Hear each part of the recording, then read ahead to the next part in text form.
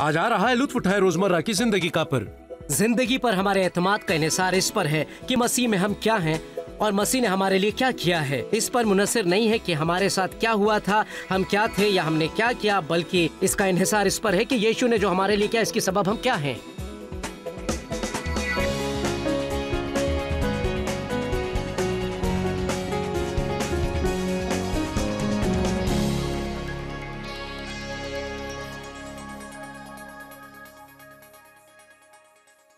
लुत्फ उठाइए रोजमर्रा की जिंदगी का मैं खुशामदीद। आपको पता है आप बेमसरफ नहीं है। मैं ये दोबारा कहूंगी, आप बेमसरफ नहीं है। इससे फर्क नहीं पड़ता कि लोगों ने आपसे क्या कहा है, खुदा आपसे प्यार करता है और मसीह ने अपनी जिंदगी आपके लिए कुर्बान की है। आपकी इतनी कद्र कीमत है, कायनात के खालिक की नजर में आपकी कद्र है, और जो आपके बारे में लोग कहते हैं आपको उसे नहीं मानना है। इसलिए आज हम एक साबिका बाजारू औरत की कहानी से शुरू करेंगे जो आप समझती है उसके माजी से उसकी शख्सियत नहीं आंकी जाती है।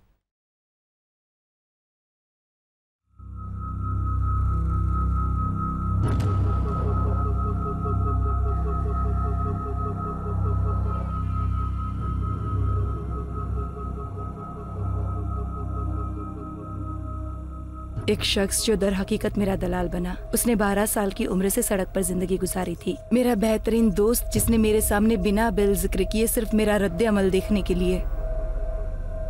कम उम्र में ही डायन की जिंदगी में गमों का सैलाब उमड़ पड़ा।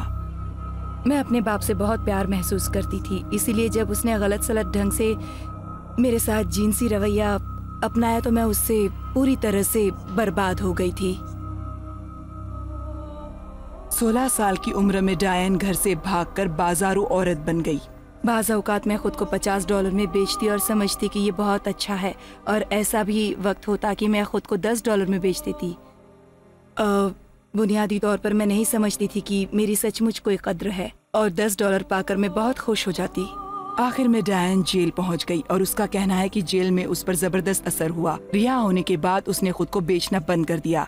उसे नौकरी मिल गई और जिस औरत के साथ वो काम करती थी वो उसे चर्च ले गई। उस रात उसने अपनी जिंदगी खुदावंद को सुपुर्द कर दी।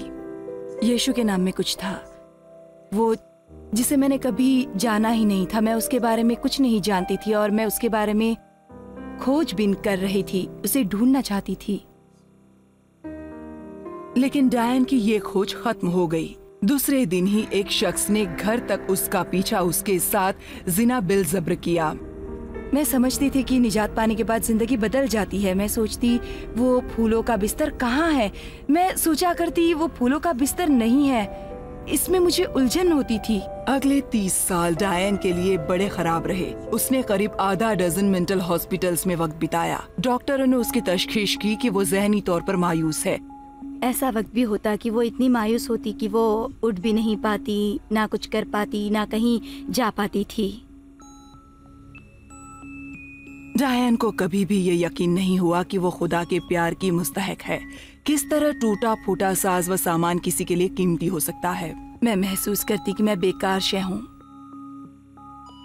बिल्कुल किसी खाली बर्तन की तरह।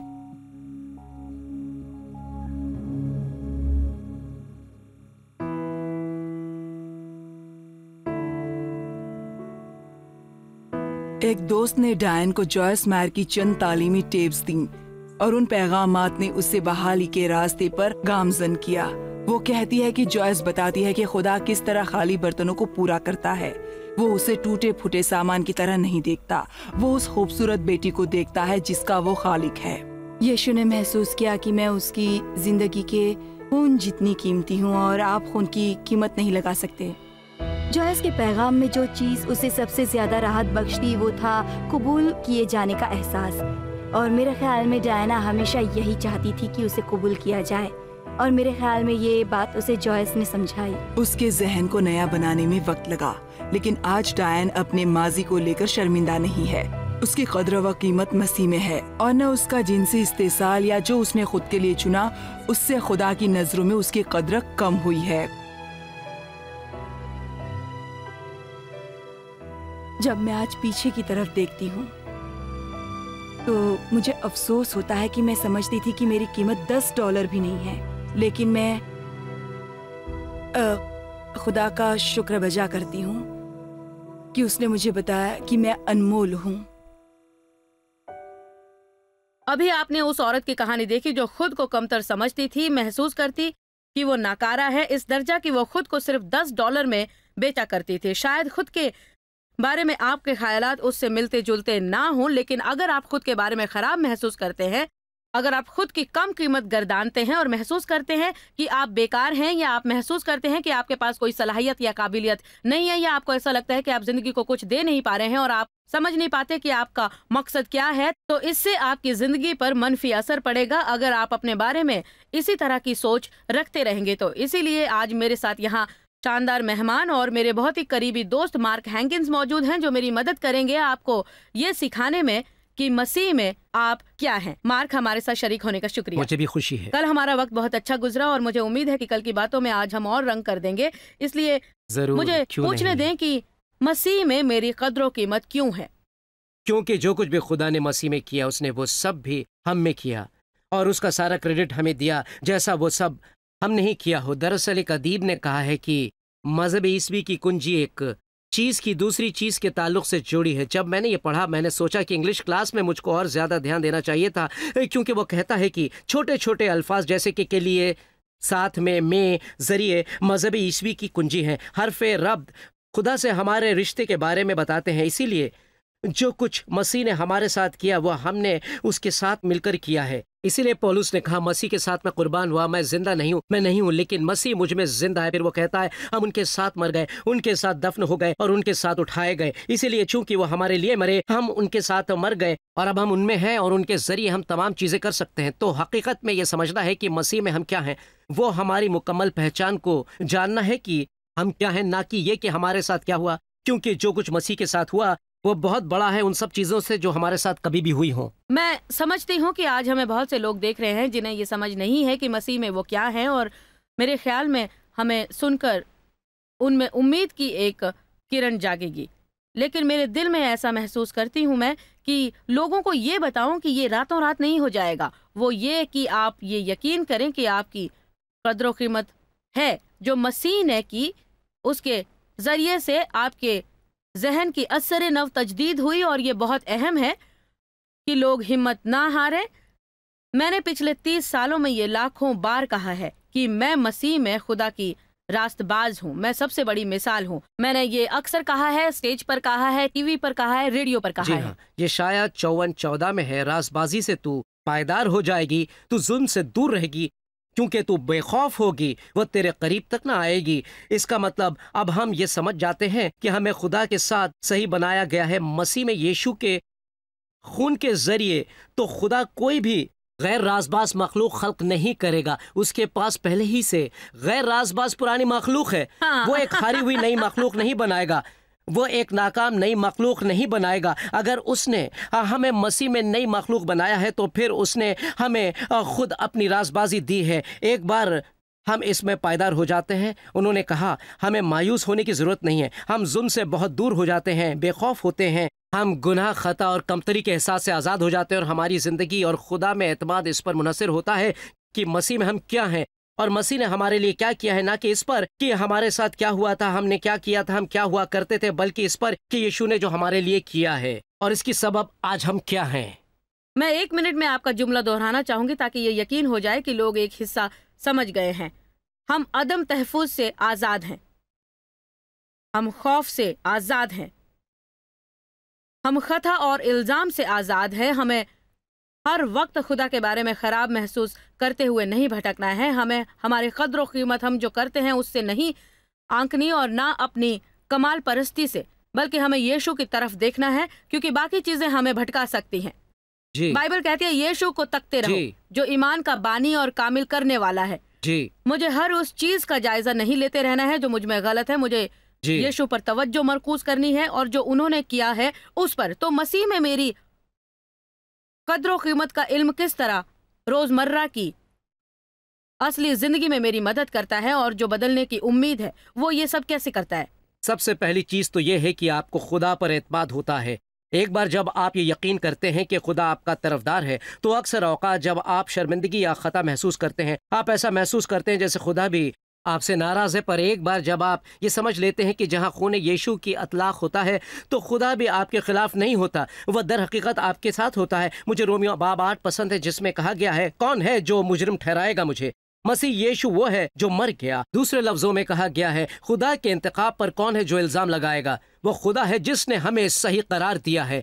कुछ भी देखा या कुछ भी अनदेखा, कोई नहीं, कोई मखलूक, कोई शैतान, कोई भी हमें यीशु के प्यार से जुदा नहीं कर सकता। इसीलिए वो कहता है कि हम फाते से बढ़कर हैं उसके जरिए जिसने हमें प्यार किया है। फाते से बढ़कर, वाह, फाते से बढ़कर, फाते से बढ़कर। मैं लोगों से कहना पसंद करती हूँ, दरअसल खुदा ने एक बार ये मेरे दिल से उस वक्त कहा जब मैं खुद के बारे में बुरा महसूस कर रही थी। उसने कहा, तुम्हें पता है जॉर्ज, तुम मेरे लिए हैरत की बात नहीं, ऐसा नहीं कि जब मैंने तुम्हें मेरे साथ ताल्लुकात जी सही इस्तेवार करने के लिए कहा तो मैं ये सब नहीं जानता था। ऐसा नहीं कि मैंने सोचा हो कि मुझे ये कामिल जी शख्स मिल रही है और अब जब मुझे पता चला कि तुम में भी कमियां हैं तो मुझे जबरदस्त धक्का लगा हो।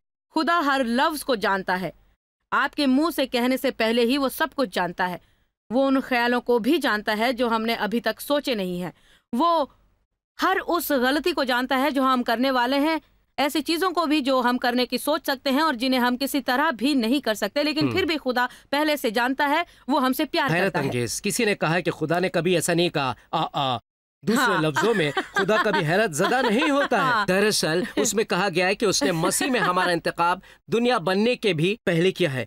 इसका मतलब यह कि खुदा ने कहा, तुम्हारे टूटने के पहले मैं तुम्हें मजबूती दूंगा। और जिस लम्हा हम ये यकीन करते हैं कि हम मसीह में राजबाज हैं, उनमें रिहाई पाए हुए हैं, राजबाजादी शेर जैसी दिलेर है। मेरे पसंदीदा सहीफे कुरिन्थियों 2:14 में जो पौलुस ने कहा है वो मुझे बहुत पसंद है। मगर खुदा का शुक्र है जो मसीह में हमको हमेशा असीरों की तरह गश्त कराता है और अपने इल्म की खुशबू हमारे वसीले से हर जगह फैलाता है। दूसरे लफ्जों में पौलुस को बहुत सी परेशानियां थी। मैं कहना पसंद करूंगा कि उनकी किश्ती तबाह होती, उन्हें सांप काटता, सर पर चोट लगती और मरने के लिए छोड़ दी जाते एक ही दिन में, फिर भी वो खड़े होकर कहते हैं, खुदा का शुक्र है जो मुझे हमेशा कामयाबी बख्शता है। पौलुस ने दर हकीकत कुरिन्थियों 2:12 में खुद को कहा है, मसीह में एक शख्स तीसरे आसमान तक उठा लिया गया था। इसका मतलब यह है कि जब आप मसीह में होते हैं तो न सिर्फ आप कामयाब होते हैं बल्कि आप दो जहां में रहते हैं। खुदाई दुनिया तक आपकी रसाई होती है, उसमें हमारी रसाई है ईमान और दिलेरी के जरिए। फिर वो कहता है, मसीह में मैं वो आदमी हूँ जो मसीह में है तो मसीह का आदमी। पौलुस ने आमाल 26 में कहा है,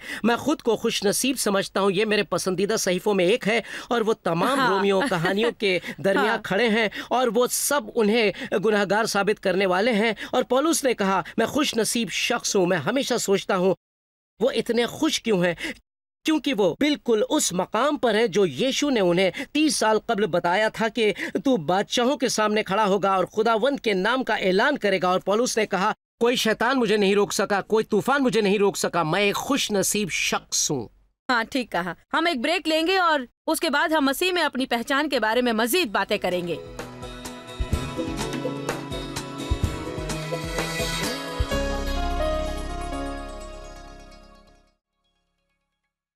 एक बार फिर खुशामदीद। अगर आप अभी अभी हमारे साथ जुड़े हैं तो पासबान मार्क हैंकिंस आज मेरे साथ हैं और हम ये समझा रहे हैं कि किस तरह हमारी कद्र कीमत का इन्हिसार इस पर है कि मसीह में हम क्या हैं, ना कि सिर्फ उस पर जो आप करते हैं। मार्क, हमारा वक्त बड़ा अच्छा गुजर रहा है। आप बहुत ही जोशीले ईसाई हैं और प्रोग्राम के पहले हिस्से के खात्मे पर मैं सोच रही थी कि अगर हर अहले ईमान आपकी तरह पुरजोश हो कि मसीह में वो क्या हैं तो एक अलग ही कहानी सामने आएगी, क्यों, है ना? जी, हम पर बेहिसाब रहमतें नाजिल होती हैं और राजबाजी की नेमत मिलती है कि खुदा कहता है कि हम जिंदगी में शाहों की तरह राज करते हैं। एतमाद शख्स से शैतान क्यों नफरत करता है?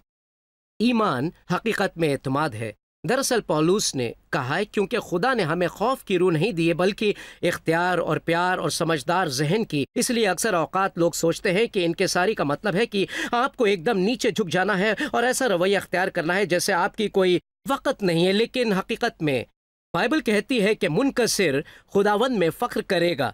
एतमाद और ज़ोम में फ़र्क होता है। गुरूर तबाही लाता है तो हम खुद को मुनकसिर करते हैं और वो इनकिसारी खुदा की रहमत लाती है और उससे हम में बेइंतहा एतमाद आता है। इसलिए पौलुस कहते हैं, मैं मसीह के जरिए सब कुछ कर सकता हूँ और जो मुझे कवी बनाता है। मेरा खुदा मेरी तमाम ज़रूरतों को मुहैया करेगा। दरअसल अगर आप चारों गॉस्पेल का मुताला करेंगे तो जो चीज़ लोगों को बरहम करती है वो ये है कि यीशु ठीक की कहा। एतमादी फरसी उनसे खफा थे, क्योंकि उनके पहले खुतबे में उन्होंने यशाया 61 लिया और उसके मकाम को ढूंढा जहां पर वो लिखा गया था, और यीशु ने कहा खुदावंद की रूह मुझ पर है, उसने मजहब यीशु की तबलीग के लिए मेरा मसा किया है। और फिर वो जाकर मसीह की कुर्सी पर बैठ गए। जनाब फारसी बहुत ही गुस्से में आ गए। वो अपने आप को समझता क्या है। तो यीशु हर वक्त ऐसा बयान देते जो उन्हें गुस्सा दिलाता, क्योंकि वो बहुत पुरएतमाद थे। उन्होंने कहा अगर तुम इस मुकद्दस को तबाह करोगे तो मैं 3 दिनों में इसे दोबारा तामीर कर दूंगा। मैं जिंदगी की रोटी हूँ, मैं इस दुनिया की रोशनी हूँ। इसीलिए तो फारसी नाराज हो जाया करते थे। मैं और मेरा बाप एक है। मैं और मेरा बाप एक है। इस तरह के इकरारनामों को सोचिए जो यीशु क्या करते। और फिर भी यही चीज आप दाऊद में भी देखेंगे, बेइंतहा एतमाद।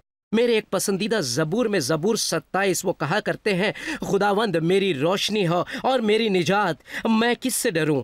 खुदावंद मेरी जिंदगी की कुव्वत है, मैं किससे खौफजदा हूँगा। उन्होंने कहा जब जालिम यहाँ तक कि मेरे दुश्मन, मेरे रकीब मेरा गोश्त खाने के लिए मुझ पर चढ़ाई करते हैं तो वो लड़खड़ा कर गिर पड़ते हैं। हाँ, मेरे मुकाबले में जंग बरपा हो तो भी मैं खातिर जमा रहूंगा। उन्होंने कहा मैं पूरे एतमाद हूँ कि खुदा मेरी तरफ है, और वो इस एतमाद का ऐलान अपनी जबान से करते थे और कहते थे बेशक यीशु ने कभी आपके इल्म या आपकी अच्छी सूरत शक्ल के हिसाब से नहीं कहा, बल्कि आपके ईमान के हिसाब से कहा। हमेशा आपके ईमान के हिसाब से कहा, ईमान के हिसाब से कहा। इसीलिए बरकरार रखें खुदा में अपने एतमाद को। मिनिस्ट्री में बहुत सालों से होने से जब मैंने शुरू किया तो उस वक्त मैं आज से ज्यादा गैर महफूज थी और मुझ में उतना एतमाद नहीं था जो हम सब में होना चाहिए। और बरसों में खुदा ने मुझे सिखाया कि अगर तुम आला दर्जे का एतमाद नहीं रखोगे, उस वक्त जब तुम मिंबर पर होगी तो हकीकत में तुम शैतान के साथ मीटिंग करोगी। जिस लम्हा मैं लोगों के चेहरों को देखती जो खुश नजर नहीं आते और उन लोगों को देखती जो बार बार घड़ी देखते रहते, या हो सकता है चंद एक लोग मीटिंग खत्म होने से पहले ही उठकर चले जाते, तो खुद ब खुद मैं ये फर्ज कर लेती कि मुझ में कुछ खराबी है। हर वक्त ऐसी सूरत नहीं होती, सिर्फ इसलिए कि कोई आपको सही रद्द अमल नहीं दे रहा है या आपको तारीफी नजरों से नहीं देख रहा है या आपकी तरफ तवज्जो नहीं दे रहा है। तो बाज औकात हकीकत ये होती है कि लोग असल में आपको देख भी नहीं रहे होते, वो आपकी तरफ तवज्जो नहीं देते। इसलिए नहीं कि आप तवज्जो के मुस्तहक नहीं होते, बल्कि सच पूछे तो उनका जहन कहीं और होता है और वो आपको नहीं देखते हैं। लेकिन मैं ये सब अपने ऊपर असरअंदाज होने देती हूँ। हम ये देखते हैं कि लोग हमारे साथ क्या अमल करते हैं और हमें कितनी तवज्जो देते हैं, क्या कहते हैं, कैसे चेहरे बनाते हैं, तारीफ नहीं करते। हम इन तमाम चीज़ों को अपने एतमाद पर असर डालने देते हैं जब तक कि हम कुछ बेहतर सीख नहीं जाते। और हकीकत में जब तक हम ऐसा करते हैं तो शैतान तब तक काबू पा लेता है और उसे ज़्यादा मशक्कत नहीं करनी पड़ती है किसी को उकसा कर आपसे कुछ कहने के लिए, ताकि आप बिल्कुल ही पस्त हो जाएं। अगर आप ये एतमाद बरकरार रख सकते हैं, एक बार फिर मेरे पसंदीदा सहीफे में दाऊद के बारे में सोचिए। सचमुच अव्वल 30:6 में जब दाऊद के अजीज दोस्त उनका कत्ल करने की सोच रहे थे, वो उन्हें संसार करने वाले थे। पहले वो उनके बहुत बड़े हीरो थे और अब वो कहते थे तुम किसी मसरफ के नहीं, हम तुम्हें कत्ल कर देंगे। कहा गया है कि दाऊद ने खुद को खुदावंद में मजबूत किया। इस बारे में सोचिए उन्होंने ये कैसे किया। उन्होंने खुद से कहा होगा मुझे तुम्हें एक तरफ ले जाकर तुमसे अभी बात करनी है, मैं तुम्हें पीछे ले जाऊंगा। और वो आईने में देखकर कहते मुझे तुमसे इसी वक्त बात करनी है। वह खुद का हौसला बढ़ाते, क्योंकि जब दूसरे लोग आपके खिलाफ हो जाते हैं और अगर आप उस वक्त आपके खिलाफ हो जाते हैं तो समझिए कि आप खत्म हो जाएंगे। लेकिन अगर इस वक्त आप अपना हौसला बढ़ाएंगे, या आप किस तरह करते हैं, मेरे ख्याल में दाऊद ने उसी ज़बूर के सहीफे से किया होगा। वो ज़बूर बाहर निकालते और कहते खुदावंद मेरी कुव्वत है, खुदावंद मेरा गडरिया है, ओ खुदावंद तू मेरा खुदा है। और फिर ज़बूर 139 गैर मामूली है कि आप दाऊद को कहते हुए तस्वुर कर सकते मैं तुझसे इसी वक्त बात करना चाहता हूँ। खुदावंद ने तुझे आगे पीछे से घेर रखा है और उसका हाथ तुझ पर है। जब तू अपनी माँ के पेट में था तो उसने तुझे सूरत बख्शी और तेरा दिन बनाया। तू अजीब और गरीब ढंग से बनाया गया है। मजहबी लोगों को ये पागलपन लगता है कि तुम इस तरह की बातें खुद से करने की हिम्मत करो, पर फिर भी खुदा कहता है इस तरह से तुम्हें खल्क किया गया है, मैंने तुम्हें खल्क किया है, मैंने तुम्हें नाकाम होने के लिए खल्क नहीं किया। हालांकि दुश्मन तुम्हारे मुकाबले आएंगे, अगर तुम खुदा पर ईमान रखने की हिम्मत करोगे, ये ईमान रखोगे कि मसीह में तुम क्या हो, और तुम्हें ये एतमाद होगा कि जिस खुदा ने ये काम तुम में शुरू किया है वही इसे खत्म करेगा। और अगर तुम नीचे गिरोगे और नाकाम होगे तो फौरन वो उठा भी लेगा तुम्हें। तो ये कहो मैं अब भी खुदा पर भरोसा करता हूँ। मुझे पौलुस की बात अमाल 27 में पसंद है। तूफान के बीच में उसने कहा सब लोग खुश रहो, मेरा खुदा पर ईमान है, वैसा ही होगा जैसा उसने मुझसे कहा है। इस वक्त ये सही नहीं लग रहा है, पर कहानी अभी खत्म नहीं हुई। सब लोग खुश रहो। ये बहुत अहम है कि आप अपने बारे में कैसा महसूस करते हैं, और सच ये है कि कोई दूसरा नहीं है जो आपको खुद के बारे में अच्छा महसूस कराता रहेगा। अगर आपने अपना जहन नहीं बना लिया है कि आप अच्छा महसूस करेंगे, और अगर आप में ये एतमाद नहीं है जिसकी हम बात कर रहे हैं, तो इससे आपकी दुआ की जिंदगी पर बहुत बड़ा असर पड़ेगा, क्योंकि आप दिलेरी से दुआ नहीं करेंगे। बाज़ औकात आप बिल्कुल दुआ नहीं करेंगे। हमारे लिए बहुत कुछ दस्तयाब है अगर हम उसे मांगे। खुदा जी बहुत ज्यादा कसरत से और हमारी जी। उम्मीद से बहुत ज्यादा करने के काबिल है। मांगिए जी या फिर सोचिए जी हाँ। उसके कुव्वत के हिसाब से जो हमारे अंदर काम करती है। एक चीज जो मैं जानने की जुस्तजू करती हूँ कि मैं सब कुछ हूँ और कुछ भी नहीं। मसीह में सब कुछ हूँ, खुद में कुछ भी नहीं। उसके बगैर हम कुछ भी नहीं है। ये हमारे बारे में नहीं है, जी। ये वो नहीं जो हम करते हैं, ये हमारा कामिल रिकॉर्ड नहीं है, ये हमारी अच्छी सूरत जी। नहीं, हमारा इल्म, हम किसे जानते हैं, सब कुछ उसके बारे में है। लेकिन अगर कोई अपना दिल मसीह के लिए खोलकर उसे उसमें बसने देगा मुकम्मल तौर पर फराग दिली से, और जानेगा कि उसमें वो क्या है, तो सचमुच जी आपकी जिंदगी की हर हद तक खुदा आप में और आपके लिए काम करेगा और आपके जरिए काम करेगा। ये आपको मसीह उस में। पर ईमान जी। रखना पड़ेगा। जी मैं उसे इस तरह कहना पसंद करता हूँ, खुदा आपके लिए वो चीजें करेगा जो आप खुद के लिए नहीं करते, हाँ, सिर्फ ठीक इसलिए कहा। कि वो बहुत अच्छा है। एक अदीब ने उसे इस तरह से लिखा है, खुदा की अच्छाई की कोई हद नहीं सिवाय उसकी मखलूक की उसे हासिल करने की कुव्वत के। बहुत दफा खुदा अपना प्यार हमें देना चाहता है, उसकी रहमत भी, पर हम उसे हासिल नहीं करते। दरअसल अगर कोई आपसे प्यार करने की कोशिश करता है, अगर आप उसे हासिल ना करके नामंजूर कर दें, तो वह आपके पास नहीं रहेगा। हमें हासिल करना सीखना चाहिए। बाज़ औक़ात खुदा को हमें इस काबिल बनाना पड़ता है कि उसकी अच्छाई को हासिल कर सकें और ये ईमान रखें कि हम उसके बच्चे हैं, उसके पास जो कुछ है। अगर उसने हमें यीशु दिया तो फिर भला कैसे उसके साथ वो हमें दूसरी चीज़ें नहीं देगा। इसलिए आप देखेंगे कि खुदा अपनी नेकी की तरफ हमें मायल करता है। जब मैं नाउम्र था, मैं चर्च में था और पीछे की रो में बैठा करता था। मैं बहुत परेशानी में था, इसीलिए वहाँ पीछे बैठा करता। थोड़ी थोड़ी देर बाद मैं दुआ किया करता, लेकिन फिर एक इतवार को मिनिस्टर ने मुझे आगे बुलाया। उसने आवाज़ दे के मुझे आगे बुलाया। जब उसने मुझे आगे बुलाया तो मैं सोचने लगा, मैं परेशान था और मैंने सोचा, ओ खुदारा, मैं सही नहीं कर रहा था। मैंने सोचा अब खुदा मुझे मार डालेगा, पर मिनिस्टर ने मुझे पेशन गोई दी, खुदा की अच्छाई, खुदा के प्यार और मंसूबों की जो मेरी जिंदगी के लिए थे। मैं रोने लगा, मैं फूट पड़ा। खुदा के करम और उसके प्यार की सबब, वो खुदा जो करम और प्यार से लबरेज है और वो हमें उस वक्त भी प्यार करता है जब हम गुनाह में डूबे हुए होते हैं। इन सब के बावजूद भी वो हमें मुकम्मल तौर पर मसीह में जिंदा कर देता है। मेरे ख्याल में हम हर उस चीज को देखते हैं जो हम में गलत होती है। ऐसा नहीं कि खुदा नहीं देखता है कि हम में क्या गलत है, लेकिन वो मुमकिनात पर नजर रखता है। मेरे ख्याल में हमें यह समझना चाहिए कि मसीह में सब कुछ मुमकिन है और पुरानी चीजें खत्म हो जाती हैं और सब कुछ एकदम नया बन जाता है। उसमें हम नई मखलूक होते हैं और इसका मतलब ये है कि हमारे पास बिल्कुल नए मौके होते हैं ये सीखने के कि किस तरह अलग ढंग से सोचें, अलग ढंग से अमल करें, अलग ढंग से बात करें। आज मैं चाहती हूँ कि आप सब ये उम्मीद रखें कि खुदा जो एक के लिए करता है वो दूसरे के लिए भी करेगा। उन्हें सिर्फ इतना करना है कि खुदा के कलाम पर दस्तक दें, उस पर ईमान रखें, रास्तबाजी की आबा पहने, खुद के बारे में अलग ही जहन बनाएं और आगे बढ़ना शुरू करें, एक एक कदम लेकर, आहिस्ता आहिस्ता, जलाल दर जलाल। खुदा उन्हें न सिर्फ ईमान देगा इन चीज़ों पर यकीन करने का, बल्कि ये चीज़ें हकीकत में भी उनकी ज़िंदगी पर जाहिर हो जाएंगी। हम ईमान से शुरू करते हैं, लेकिन ये चीज़ें जाहिर होंगी अगर हम आगे बढ़ते रहेंगे। तो मैं आपका शुक्रिया अदा करना चाहती हूँ कि आप हमारे साथ यहाँ पर शरीक हुए। मैं समझती हूँ कि हमारी टीवी ऑडियंस के लिए आप बहुत मुफीद हैं और मैं जानती हूँ कि आपकी जबरदस्त मिनिस्ट्री है जो जगह जगह पर सफर करती है, इसलिए हमारे साथ शरीक होने का शुक्रिया। जी, मुझे भी मजा आया। हमारे साथ बने रहें, हम छोटे से वक्फे के बाद फिर हाजिर होंगे।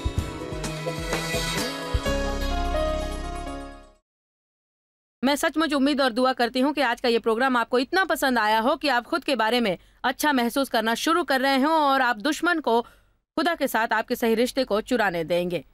आपको ये जानना है कि मसीह में आप क्या हैं। हम ये वसाइल पेश कर रहे हैं क्योंकि हम चाहते हैं कि आप एक शानदार जिंदगी जिएं। मैं चाहती हूँ कि आप खुदा के साथ अपने रिश्ते को लेकर पुरजोश रहें, खुद के बारे में पुरजोश रहें, अपने मुस्तकबिल के लिए पुरजोश रहें। और मैं चाहती हूँ कि आप ये जाने कि मसीह में आपको अपने माजी के साथ नहीं जीना है, बल्कि जो अच्छी चीजें आगे हैं उनके लिए आप पुर उम्मीद और पुरजोश रहें। मैं इस वक्त बनामे यीशु आपके लिए दुआ करती हूँ कि कोई भी मनफी ख्याल या रवैया अगर खुद के बारे में आपके जहन में चल रहा हो तो वो खत्म हो जाए। और आप पूरा एतमाद और दिलेर बने और जाने कि मसीह में आप क्या हैं और उनमें खुद को पूरा एतमाद पाएं, यकीन रखें। बनामे यीशु, आमीन। आज मेरे साथ बने रहने के लिए बहुत बहुत शुक्रिया। मैं आपसे प्यार करती हूँ और उम्मीद करती हूँ कि आपका बाकी का दिन अच्छा गुजरेगा।